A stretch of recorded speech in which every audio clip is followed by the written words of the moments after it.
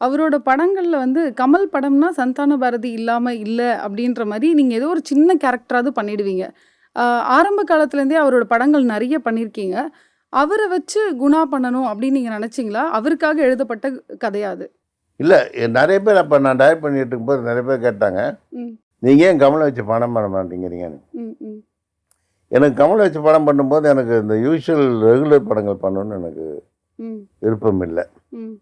ஏதாவது 3ஆம் பிறை மாரி ஒரு வித்தியாசமா ஏதாவது பண்ண முடிஞ்சா ஓகே. பண்ணலாங்கிறது தான் ஐடியா. ம். அது நெறைய பேர் கேட்கும்போது அத தான் சொன்னேன் நானு. ம்.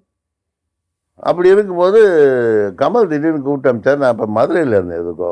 ஏதோ ஒரு புரோகிராம் போயிருந்தேன். ம். வர சொன்னாருன்னா வந்து கேட்டேன். என்னம்மா? ஒரு கதை இருக்கு நீ கேளு. பிடிச்சிருந்தா நீ பண்ணு ம், ம். அப்படின்னாரு. அதுதான் குணா. Okay, okay. கமல் தான் ஹீரோன்னு நீங்க ஃபர்ஸ்ட்டே டிசைட் பண்ணது தான் அது. ஆமா, அவருக்கான வந்த கதை தான் அது. Okay, okay. ம், ம். ஸோ அவர் தான் கூப்பிட்டு நீ அத பண்ணுன்னாரு. ம். இல்ல சார், அவர் அவ்ளோ ஃபேரா இருப்பாரு. ரொம்ப அழகா இருப்பாரு. அவர் வந்து 80ஸ்ல வந்து ஒரு லக்கியான, ஒரு சாமான ஒரு ஆக்டர் இல்லையா? அவரு வந்து கருப்பு கலர்ல அப்படியே காமிச்சிருப்பீங்க. ஆமாமா. அந்த கேரக்டருக்கு வந்து ஒரு வித்தியாசமா கவர்ந்துக்கொள்ள அது இன்னும் கேட்டா விக்கில கூட கொஞ்சம் ஒரு ஒரு பல்ஜ் குடுத்துருப்போம் தலையில. ம், ம்.